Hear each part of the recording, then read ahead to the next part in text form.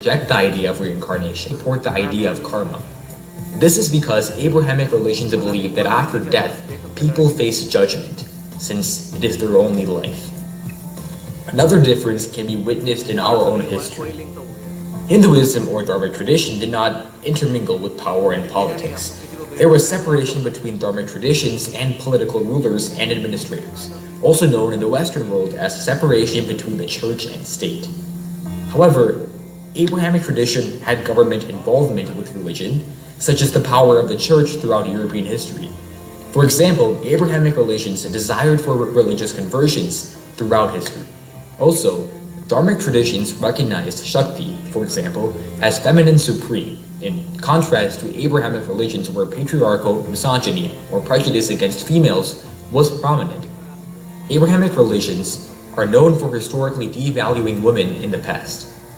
The last difference I will cover is that Dharmic tradition is said to be philosophical and more related to spiritual advancement. For example, it is said that in Hinduism, that all paths are valid and lead to God. In comparison, Abrahamic religions are more faith-based, as there is a set path which leads to God, and thus worshiping that one true God is the only way to achieve salvation. Now, when it comes to similarities, Dharmic traditions and Abrahamic religions both have devotional worship. Also, both believe in giving up material desires for God, and they both have concepts of salvation, and they both believe in good work or service for mankind. So we discussed Hinduism or Dharmic tradition and how it compares to other common religions followed in this world. As I mentioned before, Hinduism is very intricate and there is no one founder, and is based on the learnings and realizations from scriptures and sages. This has led to several traditions within Hinduism, with similar but different philosophies. I am now going to cover one of these traditions, Kashmir Shaivism. Then, I'll compare it to another tradition, Advaita Vedanta. Vedanta literally means the conclusion of the Vedas. It is the final teaching of the Vedas in the form of spiritual texts called the Upanishads. Kashmir Shaivism, otherwise known as the Trika system, is a philosophy to realize the essential nature of every being. The Trika system has essential realities, three of them: Shiva, supreme transcendental; Shakti, creative energy; and Nara, limited individual. Kashmir Shaivism is intended for any human being without any restriction of caste or creed, color, or religion. However, Advaita Vedanta was initially only for people who were born to the Brahmin family and were worthy people. Kashmir Shaivism is pure yoga, in which one-pointedness must be developed in the existence of your being. This can be done by performing it of others. In these texts, mainly Shravanam, listening; Mananam, contemplation; and Nididhyasana, meditation. Now, Kashmir Shaivism and Advaita Vedanta follow non-dualist beliefs, meaning that a God alone is. Or more specifically, the inherent nature of all things is your consciousness, or the true self, and that there is only one consciousness or self in everything in the cosmos. To emphasize this, literally Advaita translates to not two or non-dual. In comparison, Christianity follows dualist traditions, since they believe that Jesus was a real person and thus they worship him. He is separate from the rest of the followers, or you could say they are not one. Kashmir Shaivism is a theistic philosophy that identifies Lord Shiva as the absolute infinite and pure consciousness lying beyond the reach of the speech, mind, and intellect. According to Advaita Vedanta, Brahman is the ultimate reality, whereas Kashmir Shaivism calls it Param Shiva. Now, there is a difference between the Shiva in Kashmir Shaivism and in Advaita Vedanta. In Advaita Vedanta, Shiva is identified as an individual being or a deity, while in Kashmir Shaivism, he is a universal being, or as I said before, the absolute infinite and pure consciousness. Advaita Vedanta states that the universe we live in is not real, it is an illusion. It only appears as an existent reality due to Maya, which means illusion. An example is seen through a snake and a rope, and how a rope can be mistaken to be a snake. Now, as per Kashmir Shaivism, the universe is very much real and is a manifestation of Param Shiva. The world is manifested with Lord Shiva's creative energy, which is called Shakti. The manifestation process of cosmos, as per Kashmir Shaivism, is called descent, which means descent of cosmic self, Param Shiva, to a limited self, Jiva. Advaita Vedanta explains the manifestation through 11 more elements. Will and restored to tranquility by withdrawing it. Kola is a Sanskrit word meaning community, family, and totality. Kola philosophy inspires a family-based way of life, emphasizing the importance of community. One of Kashmir Shaivism's key characteristics is that there is no concept of enlightenment through renunciation, unlike many dharmic religions. Since Kashmir Shaivism has the concepts of Kola at its core, a sense of community is fostered, and no renunciation is necessary. In fact, Kashmir Shaivites are encouraged to lead a healthy householder's life. Trika is a Sanskrit word meaning three, or trinity. Therefore, there are three main divisions of Kashmir Shaivism.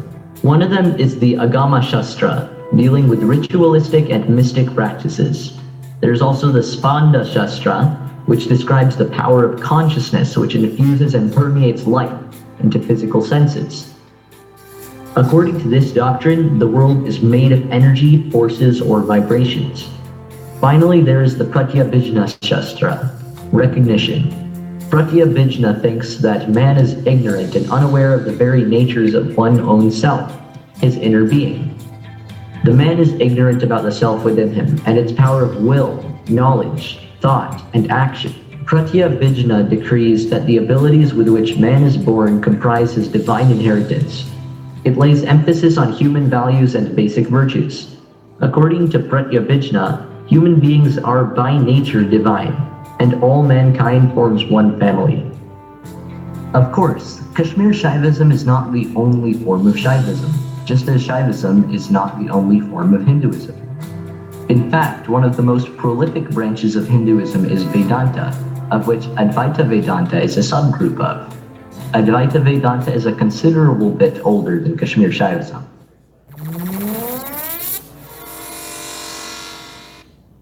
It starts around now, the year 1000 BC in ancient India. Being one of the oldest and most well-studied branches of Hinduism, it makes a good place to see how different the two branches really are. Let's take a look at some of their similarities first. Both recognize consciousness, Chit, to be the ultimate reality, the creative force out of which everything emerges.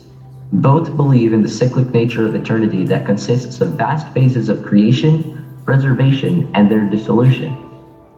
Both accept the belief that life and death are but two phases of a single cycle to which the soul is bound. Both accept that knowledge is the path of freedom and yoga as the method of attaining liberation. But while they have a lot in common, they tend to have some disagreements, mostly in the interpretations of the big picture they agree on. According to Vedanta, Brahman, also known as consciousness, is the ultimate reality. All Kashmir Shaivism calls this ultimate reality as Param Shiva. Advaita Vedanta states that the phenomenal universe we live in is not real. It only appears to be real, like a dream or a mirage. Brahman, the ultimate reality, exists but appears falsely as God, finite soul, and lifeless matter. Let's travel back to the 10th century to see what Abhinav Gupta has to say about it. How can it be unreal when it is manifested? An object that appears clearly and creates the whole universe must be something real and substantial and should be described as such. Thank you, Abhinav Gupta. Let's travel back to our own time now to learn a little bit more about Kashmir Shaivism.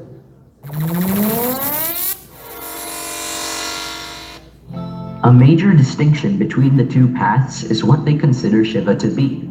Param Shiva of Kashmir Shaivism is not the same Shiva of Advaita Vedanta who lives on top of Mount Kailash with Parvati by his side. Param Shiva is a being, not necessarily in physical sense, but is absolute, pure, eternal, and infinite.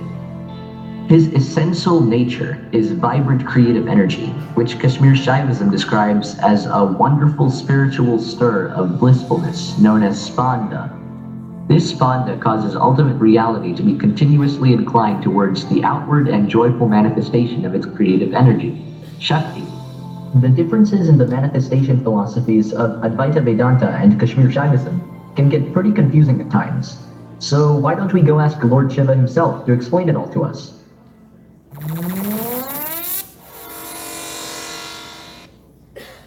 There are three important areas of difference in the manifestation philosophies of Vedanta and Kashmir Shaivism. One of them is the concept of Purusha. The Purusha of Vedanta is a universal godlike soul. He is Atman, pure spirit. In contrast, in Kashmir Shaivism, it is a bound, limited soul, a jiva, nara, kashu, or anu. Another area of difference is the concept of Prakriti. In Vedanta, Prakriti is involved in manifestation as an independent element. It is a cosmic substance that is termed as perennial impulse in nature, like Shakti Tattva. On the other hand, the Prakriti of the Kashmir Shaivism deals with limited jiva only. The final difference is in the concept of Maya. Maya is in Advaita Vedanta as the means of operation. It is not an element. It is force that creates the illusion of non-perception in nature. It has no reality. It is only the appearance of fleeting forms which are all unreal, and like a mirage, vanishes when the knowledge of reality draws. In contrast, in Kashmir Shaivism, Maya is a tattva. It is real. It is the power of contraction or limiting the nature of the five universal modes of consciousness. It cannot be separated from the ultimate reality, Param Shiva. Thank you for your help, Lord Shiva. In a nutshell, Kashmir Shaivism is both a philosophy and a yoga. It discusses sadhana, meditation techniques, and understandings that are useful today. Vedanta says only consciousness is real and the world is unreal, whereas the yogis of Kashmir say that the world is real, but it is made up of consciousness. Kashmir Shaivism provided the combined philosophies of Kola and Trika, which provided relationship between God, nature, and man. It also provided the philosophy of Shiv Shakti and Nara, man, which is an important part of all Shaivic philosophies. Kashmir Shaivism played a key part in the rich history of Kashmir, and for many Kashmiri Pandits, is an integral part of their lives even today, over 1,000 years after its conception. The Kashmiri Pandits are the main loyalists of Kashmir Shaivism, but in recent years have been targets of terrorism. They had to flee from their home and hearth. In other words, Shaivism is now under siege. Today we think of Kashmir as a battlefield, but 1,000 years ago it was a haven of religious tolerance where Kashmir Shaivism flourished in an atmosphere of respect. In conclusion, Kashmir Shaivism provokes thought and action in the minds of practitioners and is a testament to the deep thinking and enlightenment of the ancient yogis of Kashmir. It continues to inspire countless generations of Kashmiri Pandits with its timeless teachings. Thank you for joining me on my adventure through space and time, and I hope you learned something interesting about Kashmir Shaivism.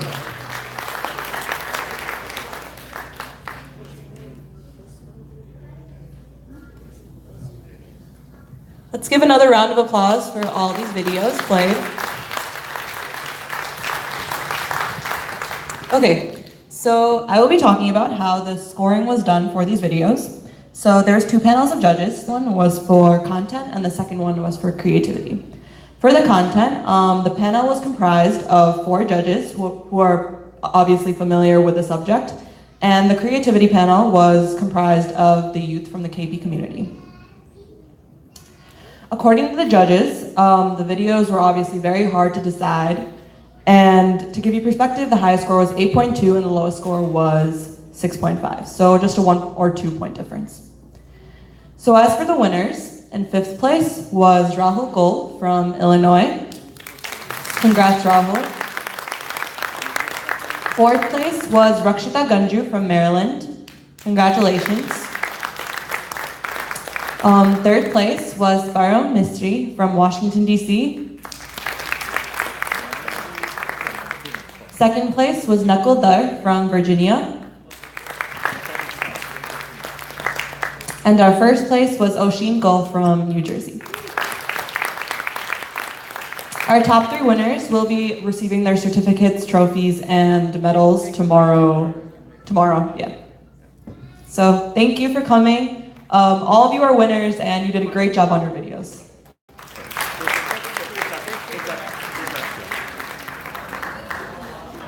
Hi everybody. We have an event going on actually right now which is hosted by Mr. Ratan Khosa for the entrepreneurship. So if you guys can head us and join us there, I would appreciate it.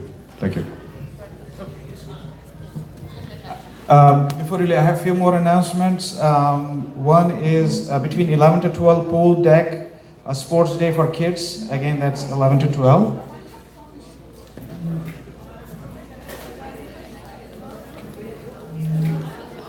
Cricket is at 12:30. Meet in the lobby. Anyone wanting to play cricket? Lunch is 12 to 1:30. Lunch is not here outside. Lunch is in Burnham dining room. And then Bata Batani picture is Linden Ballroom. Thank you.